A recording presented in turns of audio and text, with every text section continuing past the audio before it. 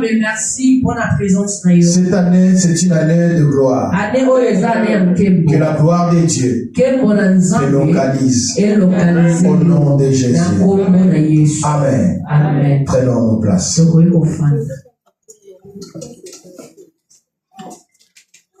Amen. Je demande au protocole, prenez-vous en charge. Ne laissez personne dormir. Et je demande à la salle, évitons de va-et-vient.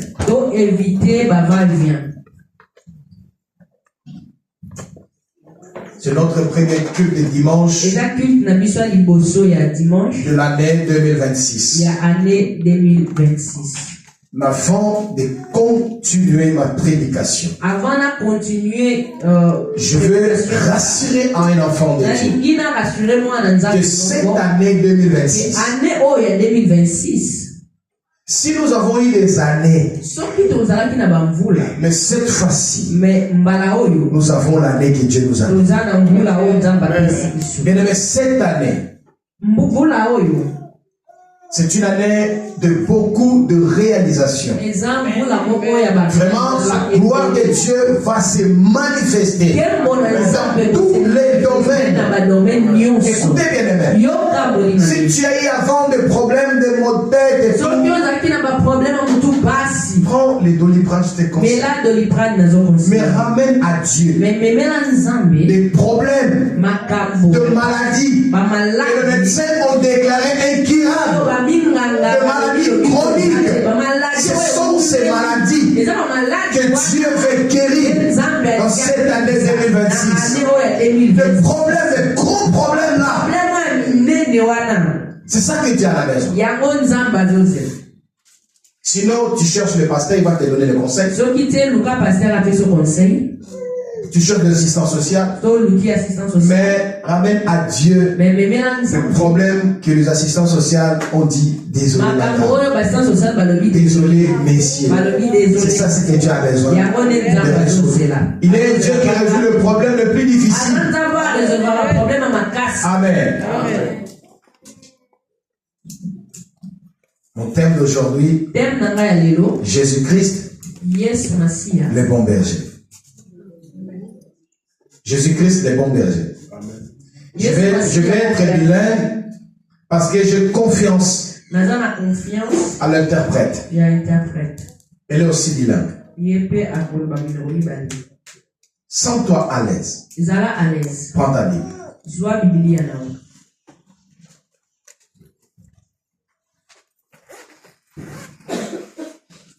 Une définition simple.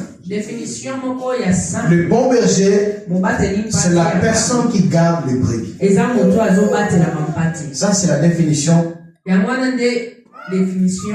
la plus simple. Donc, Jésus-Christ, le bon berger, ça veut tout simplement dire Jésus-Christ est une bonne personne qui garde, qui protège le brebis. Amen. Nous allons voir dans le livre de Jean chapitre 10. C'est Jean qui va nous aider. Il va nous expliquer. Mais avant ça, je voulais nous dire ceci. Le livre de Jean chapitre 10, du premier verset jusqu'au 42e, je vais expliquer. Ça nous parle de la voix du berger. Ça, c'est la première partie. Deuxième partie nous parle de la porte des brebis. Troisième partie, il nous parle de bons et de faux bergers. Quatrième partie, il nous parle de ce que le berger fait. Jésus a dit, le bon berger donne sa vie pour le brebis. Amen, Église. Amen. Dieu a créé l'homme. La Bible dit que Dieu a pris la boue. Il a formé. Il a donné la forme. Mais la chose que Dieu a fait avec la boue ne bougeait pas, ne faisait rien, était statique. Et je peux même dire, c'était juste une statue qui n'avait pas de vie. Mais c'est l'œuvre de Dieu. Mais ce qui me réjouit, c'est ce que Dieu a pris sa divinité. Il a introduit dans cette statue. Et la Bible déclare, ce qui était immobile a reçu le souffle de vie. Et cette statue-là a changé de nom. Il est devenu un être humain. Mais dans cette personne, pour qu'il commence à bouger, à vivre, à marcher, à parler, à faire des choses, c'est une partie de Dieu qui est entrée dans l'homme. Et c'est là qu'il a fait de l'homme ce qu'il est devenu. C'est que nous sommes aujourd'hui. D'abord, Dieu nous dit, créons l'homme à notre image. Mais il était seul. Mais il a dit créons. En pluriel. Ça sous-entend qu'il y avait beaucoup de personnes. Ça sous-entend qu'il y avait beaucoup de monde. Alors quand Dieu t'associe à la création, ça veut dire que tu n'es pas un être humain tout simplement, mais tu es un être humain divin. Parce que tu as Dieu en toi. Et nous avons dit le mercredi que Dieu a fait de nous sa demeure. Ça veut dire qu'il habite en nous. Il est en nous. Il n'a pas choisi d'habiter dans le monastère. Il n'a pas choisi d'habiter dans Champs-Élysées. Mais il a fait de nous ce que l'apôtre Paul a dit. Ne savez-vous pas que vous êtes la résidence privée de Dieu? Vous êtes un temple de Dieu, la maison de Dieu. Bien-aimé dans le Seigneur, Dieu habite en toi. Tu es la maison de Dieu. Donc comme tu es là, tu n'es pas seul. Je vais dire à quelqu'un, si tu es un frère, un enfant de Dieu de vrai, ne cherchez plus Dieu. Parce que tu n'as pas besoin de chercher Dieu. Parce que tu marches déjà avec Dieu. Il est déjà en toi. Ça ne sert à rien d'aller chercher. Je vais chercher la face de Dieu. Je vais chercher la face de Dieu. Je vais chercher la main de Dieu. Moi, je t'ai dit à partir d'aujourd'hui, ne cherche pas la face de Dieu. Ne cherche pas la main de Dieu. Mais Dieu est déjà en toi. Il habite déjà en toi. Ce que tu dois faire, c'est tout simplement de toucher son cœur. Parce que le cœur de Dieu, c'est là où réside toute sa volonté. C'est là où réside tous ses sentiments. Amen. Est-ce qu'on est d'accord? Le bon berger donne sa vie pour les brebis. Comment il a donné sa vie? Déjà à la création, il a soufflé la narine de l'homme. Et la Bible dit l'homme est devenu un être humain. L'homme a commencé à respirer. Le souffle que tu respires, le souffle que je respire, ce n'est pas autre chose. Ce n'est pas tout simplement le souffle, mais c'est la nature divine de Dieu. C'est la divinité de Dieu en toi. Je disais, quand Dieu t'associe à la création, ça veut dire que tu es Dieu.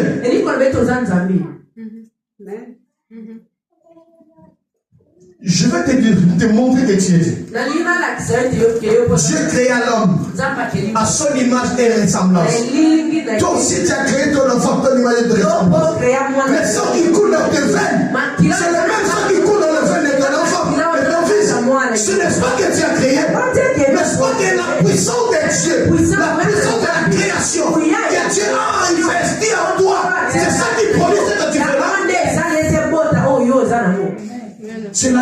divinité de Dieu. C'est la puissance de Dieu. Parce que Dieu habite en toi. Ça veut dire, Jean chapitre 10, nous parle de la voix du brebis, nous parle de la porte du brebis, nous parle de bon et de faux berger. Parce qu'il y a des faux bergers. Le faux berger, c'est ce qu'on appelle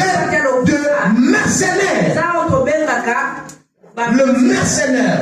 Le mercenaire, quand il vient pour bénéficier. Il vient pour se nourrir. Et Ézéchiel est contre toutes sortes de mercenaires. Ézéchiel a parlé fortement contre le mercenaire. Et dans d'autres mots, le mercenaire, c'est celle qu'on appelle aussi des faux pasteurs, des faux docteurs, des faux prophètes, des faux évangélistes. Pasteur, est-ce que des faux pasteurs existent? Oui. Est-ce que oui? Amen. Mais sauf que je n'ai pas le pouvoir de dire lui il est faux, lui il est vrai. Cela le travail de Dieu. Mais ici aujourd'hui, je vais interpeller le Saint de Dieu qui sont dans cette église. C'est la parole de Dieu pour l'année 2026.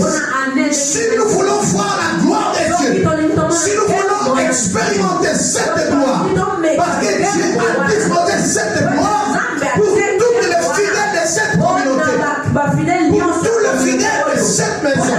Dieu a préparé cette gloire. Mais pour bénéficier de cette gloire, il y a des principes. Il faut qu'on respecte. Nous allons faire la lecture dans le livre de Jean chapitre 10 verset 1 à 12. Jean chapitre 10 verset 1 à 12. La première lecture. Lecture dans l'histoire du Bossou.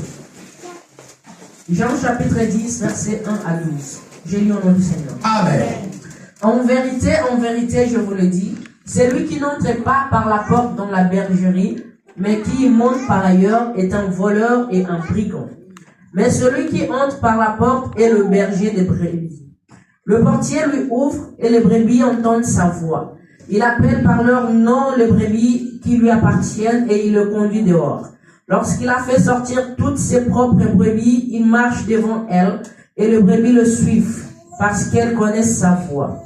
Elles ne suivront point un étranger, mais elles fuiront loin de lui parce qu'elles ne connaissent pas la voix des étrangers.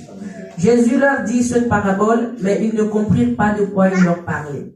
Jésus leur dit encore, en vérité, je vous le dis, je suis la porte des brebis. Tous ceux qui sont venus avant moi sont de voleurs et de brigands, mais les brebis ne les ont point écoutés. Je suis la porte. Si quelqu'un entre par moi, il sera sauvé. Il entrera et il sortira et il trouvera de pâturage. Le voleur ne vient que pour dérober, égorger et détruire. Moi, je suis venu afin que le brebis ait la vie et qu'elle soit dans l'abondance. Je suis le bon berger. Le bon berger donne sa vie pour ses brebis. Mais le mercenaire qui n'est pas le berger et à qui n'appartiennent pas les brebis, voit venir le loup, abandonne les brebis et prend la fuite. Et le loup le ravit et le disperse. Parole du Seigneur. Amen. Prenons place.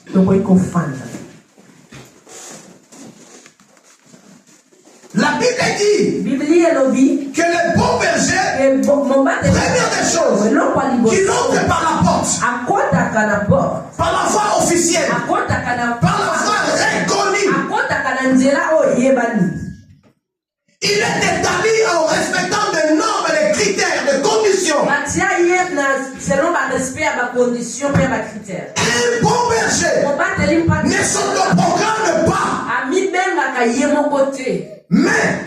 Mais il est installé, il est ordonné, il est investi.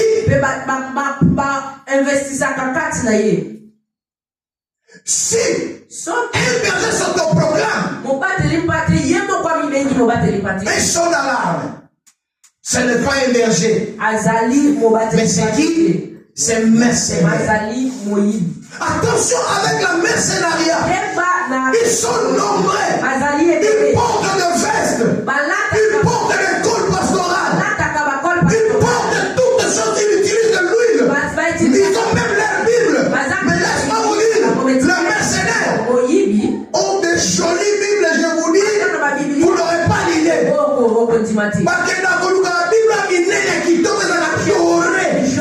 visible, bien défini. Pour impressionner. Il porte des mallettes. Avec les lunettes de vie claire. Il marche tout doucement. À la marque de la sainteté. De bons français.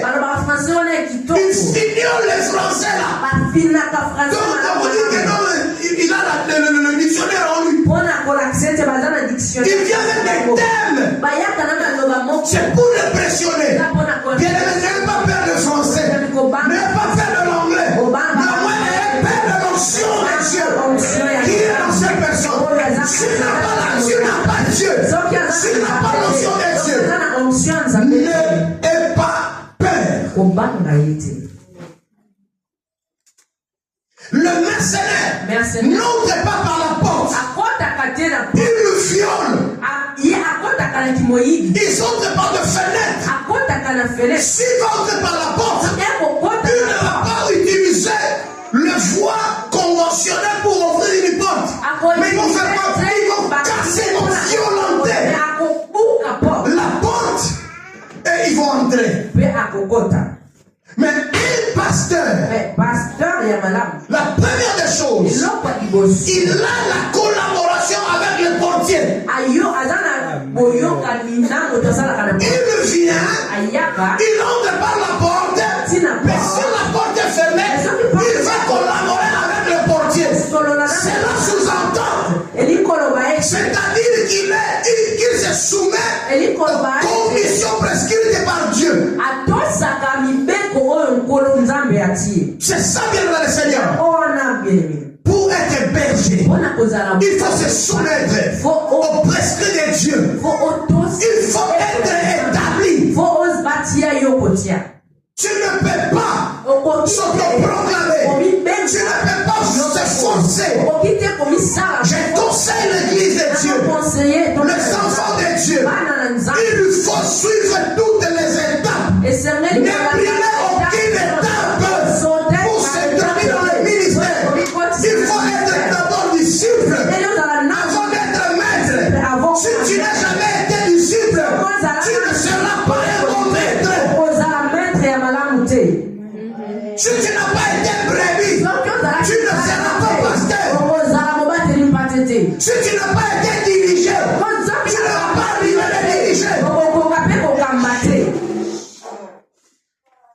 Le berger arrive.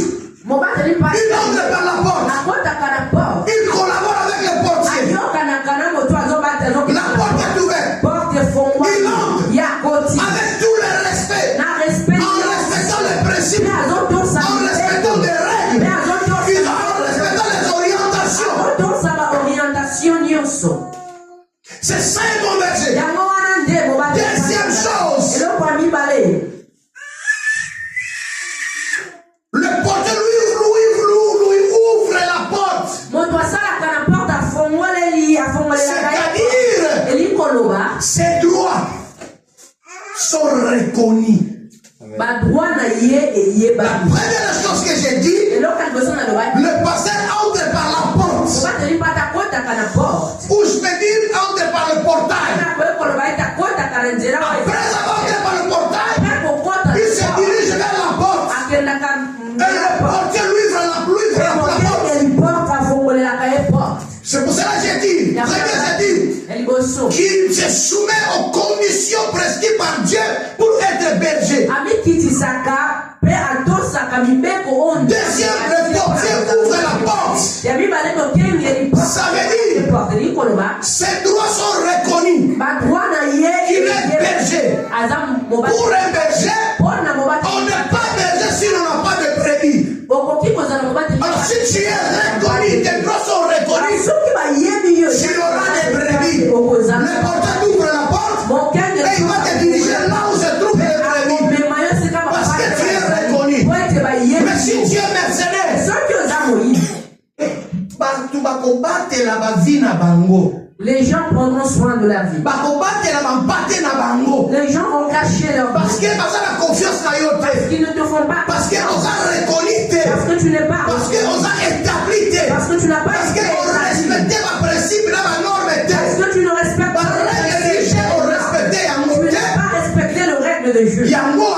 C'est pour cela on ne te fera pas rentrer. On ne te montrera pas où sont les brebis. C'est une étape après l'autre. Troisième, le brebis connaît sa voix. Bien-aimé dans le Seigneur, un berger ne s'efforce pas. Un berger ne brutalise pas. La Bible dit sa voix est reconnue par les brebis. Quand il se lève, il appelle. Tous les brebis se dirigent vers lui. La Bible dit quand un bon berger ouvre la porte, il sort. Et tous les brebis se mettent derrière. Comme on dit tout le monde à laquelle elle est. Parce qu'il est le vrai pasteur. Parce qu'il est reconnu. Parce que sa voix est reconnue. Et pour cela, il faut qu'il y ait aussi une collaboration, une étroite collaboration entre les brebis et le pasteur. S'il n'y a pas cette étroite collaboration, il y aura encore des difficultés. Parce que pour que tu sois connu par ta voix, il faut que tu sois proche. Il faut que tu parles souvent avec la personne. Si tu ne parles pas souvent avec cette personne, tu auras des difficultés à reconnaître sa voix. À travers cette familiarité qui va exister, le pasteur connaîtra le nom de chaque brebis. Et non seulement les brebis vont se présenter, et ils vont donner leur nom. Je ne parle pas de prénom, mais je parle de nom. L'identité d'une personne, ce n'est pas son prénom, mais c'est son nom. Il faut que les brebis s'approchent. Il te donne son nom. Et le berger aussi écoute la voix, le nom, et il enregistre. C'est par cette collaboration que si les brebis appellent, le berger appelle, et tous les brebis vont venir s'unir à côté du berger. Et c'est alors que le bon berger va sortir avec le brebis. Il va les amener pas n'importe quelle place, mais il va les amener devant comment c'est, vers pâturage. Vers le vert pâturage. C'est ça le travail d'un bon berger. Il n'amène pas ses brebis n'importe où, mais il vers le vert pâturage. À côté des eaux paisibles. C'est là David dit. Parce qu'il est déjà vers le vert pâturage. Il est déjà à côté des eaux paisibles. C'est pour cela qu'il n'a pas peur.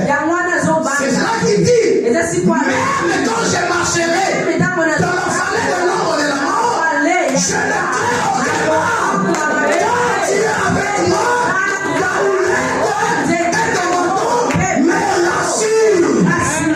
Comment les brebis vont être rassurés? Il faut qu'il ait bien la confiance envers son berger. Écoutez la voix de son berger.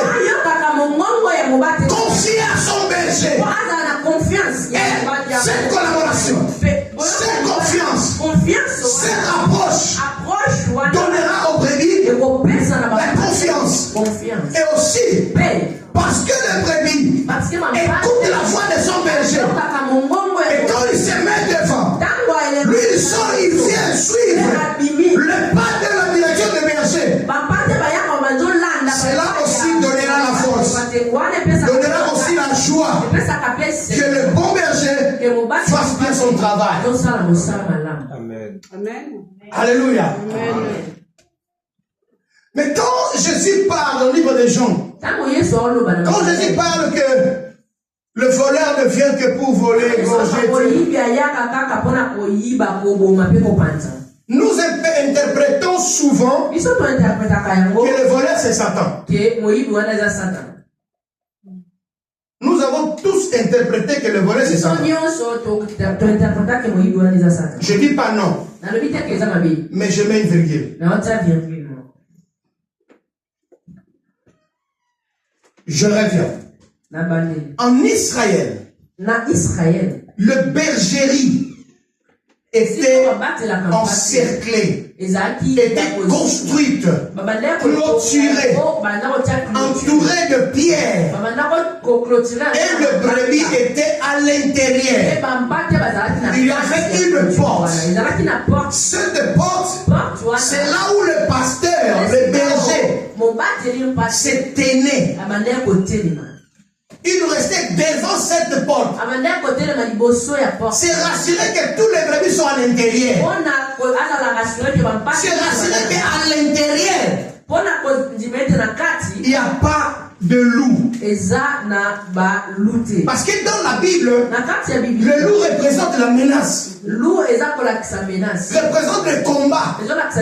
Représente de la guerre. Représente même la mort. C'est ça le loup. C'est pour cela, même en sortant ou en rentrant, le berger est toujours devant. Même en entrant dans la bergerie, c'est le berger qui ne se met pas à la porte et le brebis commence à entrer. Non, il doit se rassurer qu'à l'intérieur, il n'y a pas de loup. Le ravisseur, le voyeur, le tueur.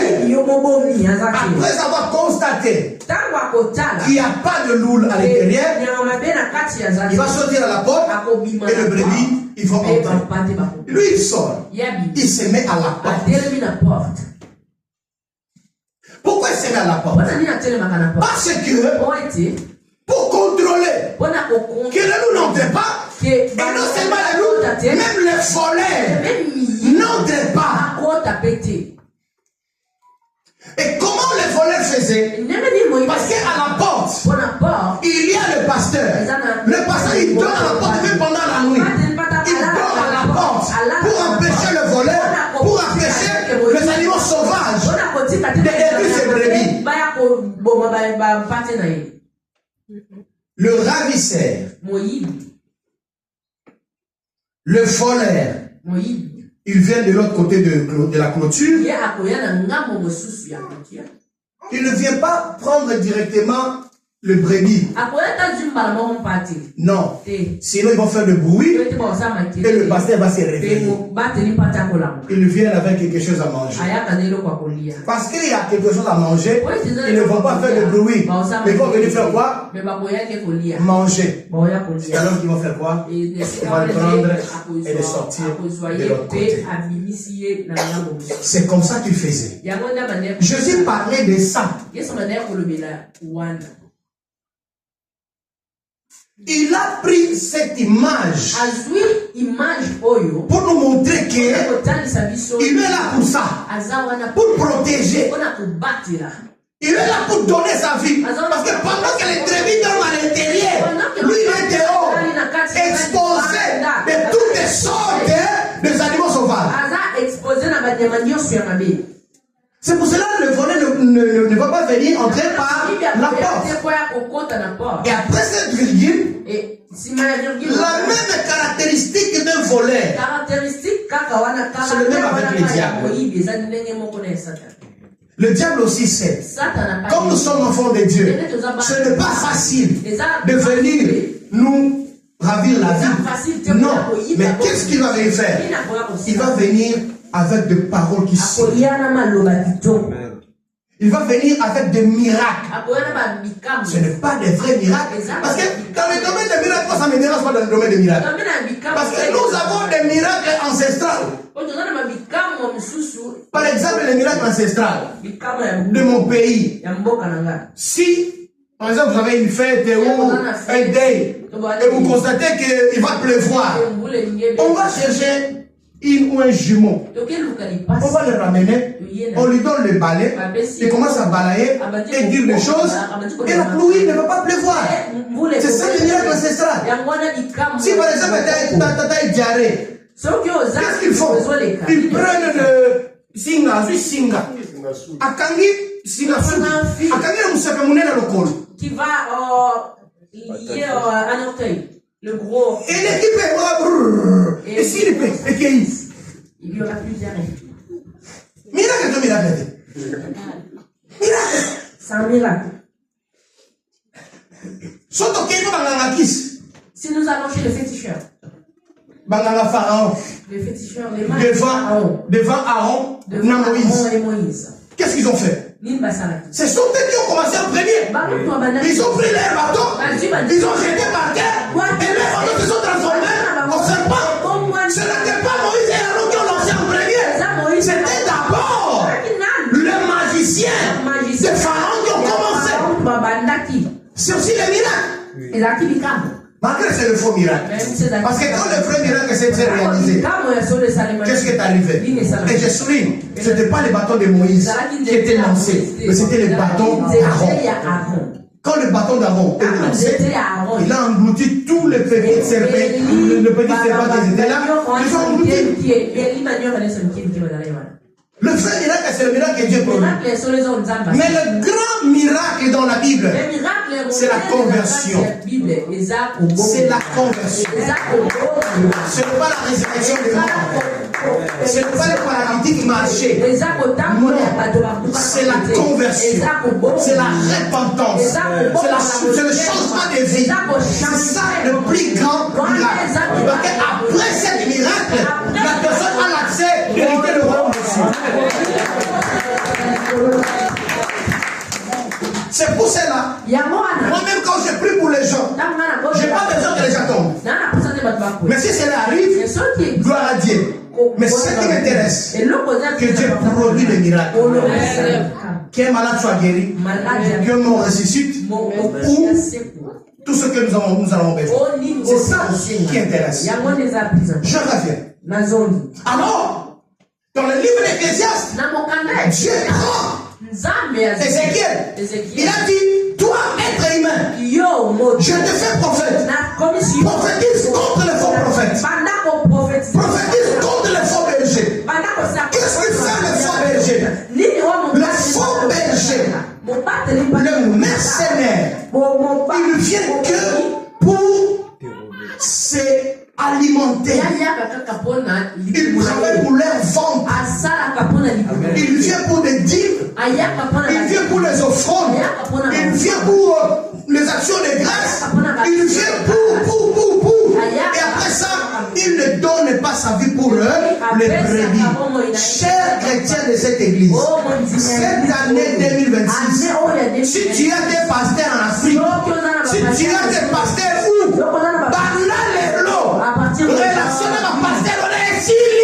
que la relation puisse se terminer.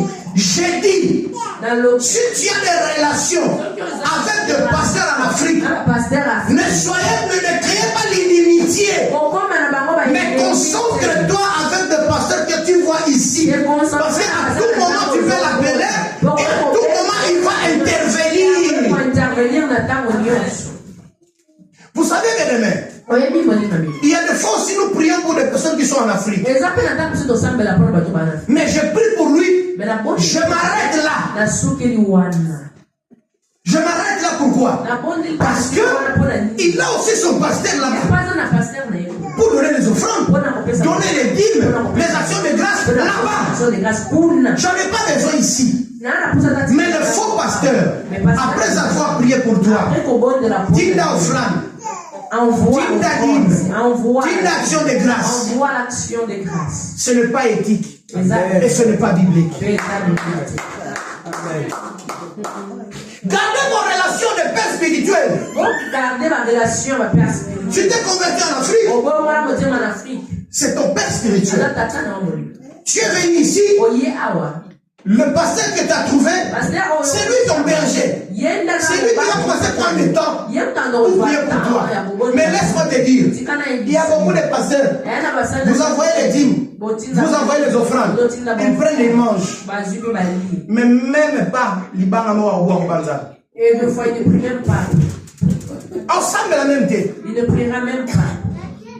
Et puis elle se rappellera il se rappelle comment il a besoin d'argent.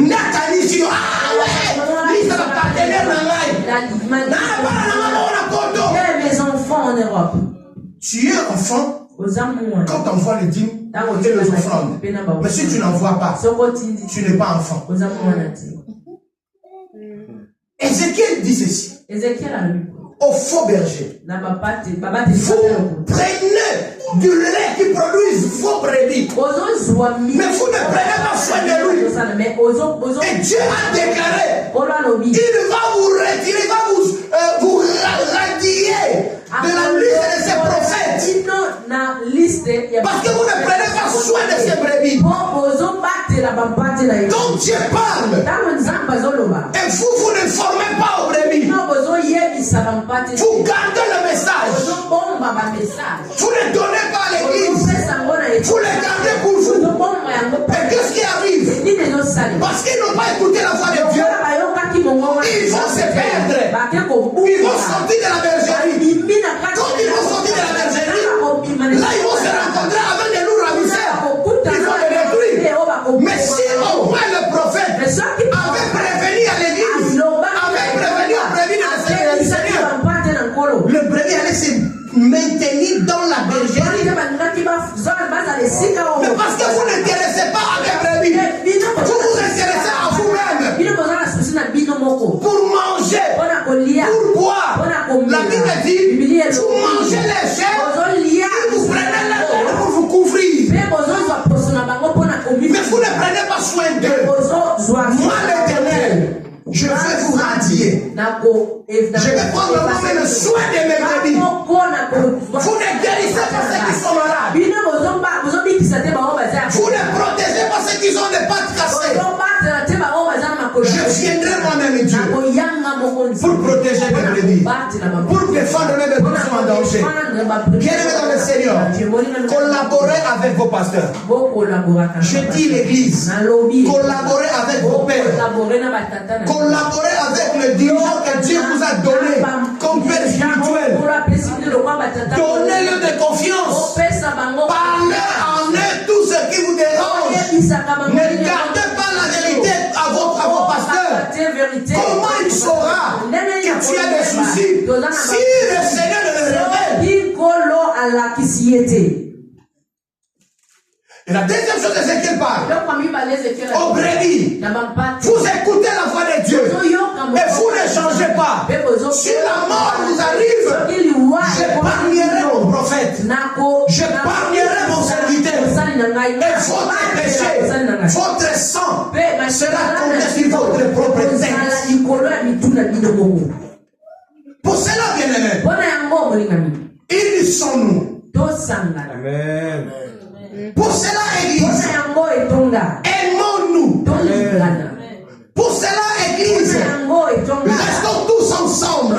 Ce n'est pas pour rien qu'il y a la bergerie. La bergerie, c'est pour garder le brebis. Si tu es brebis, reste dans la bergerie. Mais si tu n'es pas brebis, reste dans la brousse. Et là-bas dans la brousse, il y a des animaux sauvages qui vont t'attaquer là-bas. Et tu n'auras personne pour te défendre. Mais si tu es brebis, tu as un bon pasteur. Premier pasteur, c'est lui-même Jésus-Christ qui est le bon berger, qui donne sa vie pour les brebis. Deuxième pasteur, bon pasteur, c'est ton pasteur physique que Dieu te donne pour te protéger, pour te garder, pour t'enseigner, pour te bénir, pour prier pour toi, et pour t'aider dans le Seigneur. Il y a le problème qui t'arrive, pour que tu aies la solution. Il faut que ton pasteur gêne pour toi. Il faut que ton pasteur se déplace là où il pour toi. Bien-aimé, je ne vante pas, mais nous sommes parmi les bons pasteurs que Dieu a besoin. Mais si j'ai mon brebis à l'hôpital, moi je ne dors pas à la maison. Je dors avec tout